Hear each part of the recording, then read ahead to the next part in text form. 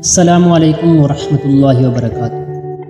دوستو، ہماری تاریخ میں بہت بڑا خوبصورت نام عبداللہ بن زید رحمۃ اللہ علیہ کا ہے۔ آپ نے ساری زندگی نکاح نہیں کیا، جوانی گزر گئی، بڑھاپا آیا۔ ایک دن بیٹھے حدیث مبارکہ پڑھ رہے تھے، اس میں نبی کریم صلی اللہ علیہ وآلہ وسلم کا فرمان پڑھا، جس کا مفہوم یہ تھا کہ جنت میں کوئی اکیلا نہیں ہوگا۔ جو نکاح کی عمر میں نہیں پہنچا یا پہنچا بھی تو کسی وجہ سے نہیں ہوا، وہ مسلمان ہی مرا، تو اللہ مسلمان مردوں اور مسلمان عورتوں کا جنت میں آپس میں نکاح کر دیں گے۔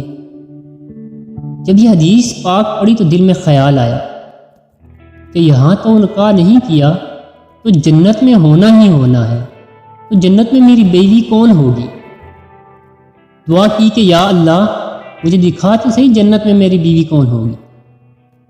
پہلی رات دعا قبول نہیں ہوئی، دوسری رات بھی دعا قبول نہیں ہوئی، تیسری رات دعا قبول ہو گئی۔ خواب میں کیا دیکھتے ہیں؟ کالے رنگ کی عورت ہے، حضرت بلال حبشی کے دیس کے رہنے والی، حبشہ کے دیس کی، اور وہ کیا کہتی ہے؟ میں میمونہ ولید ہوں اور میں بصرہ میں رہتی ہوں۔ پتہ مل گیا، آنکھ کھلی، حضرت کی تہجد کا وقت تھا، نوافل پڑھے، نماز فجر باجماعت ادا کی اور سواری لے کر حضرت عبداللہ بن زید رحمۃ اللہ علیہ بصرہ گئی۔ وہاں لوگوں نے بڑا استقبال کیا، حضرت کا نام ہی بہت بڑا تھا۔ بٹھا کر پوچھا، حضرت بتائے بغیر کیسے آنا ہوا؟ خیر تو ہے؟ آپ نے پوچھا، یار یہ تو بتاؤ یہاں کوئی میمونہ ولید رہتی ہے؟ لوگوں نے حیران ہو کر پوچھا، حضرت آپ اتنے دور سے چل کر میمونہ ولید سے ملنے آئے ہیں؟ لوگ تو اسے یہاں پتھر مارتے ہیں، برا بلا کہتے ہیں۔ حضور نے پوچھا، کیوں مارتے ہیں؟ حضور کام ہی ایسے کرتی ہے، کوئی رو رہا ہو تو اسے دیکھ کر ہنسنے لگتی ہے، اور کوئی ہنس رہا ہو تو رونا شروع کر دیتی ہے، اور وہ اجرت پر پیسے لے کر لوگوں کی بکریاں چراتی ہے۔ آج بھی وہ ہماری بکریاں لے کر جنگل میں گئی ہے، آپ آرام فرمائیں، عصر کے بعد آ جائے گی، آپ مل لیجیے گا۔ حضرت نے فرمایا، عصر کس نے دیکھی ہے؟ کہاں وہ کس سمت گئی ہے؟ لوگوں نے کہا، حضور جنگل نہ جائیں، بہت خوفناک ہے۔ آپ نے فرمایا، بتاؤ کس طرف گئی ہے؟ لوگوں نے بتایا۔ آپ فرماتے ہیں کہ میں نکل گیا۔ آپ فرماتے ہیں کہ جب میں جنگل گیا، واقعہ ہی خوفناک جنگل تھا، جنگلی جانوروں کی برمار تھی، قدم قدم پر کوئی نہ کوئی چیز کھڑی ہے۔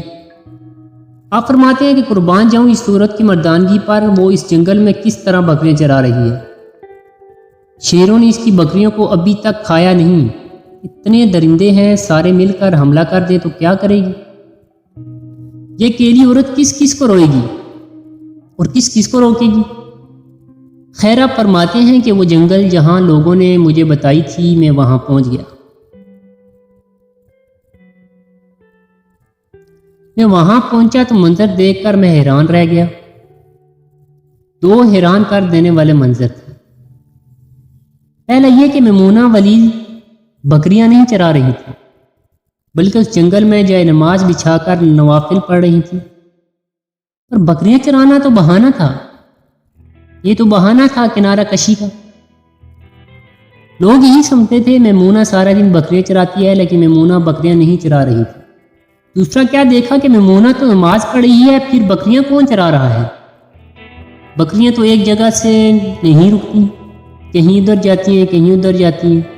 اور فرماتے ہیں کہ میمونہ نماز پڑھ رہی ہے اور شیر بکریاں چرا رہے ہیں۔ بکریاں چر رہی ہیں، شیر ان کے ارد گرد گھوم رہے ہیں۔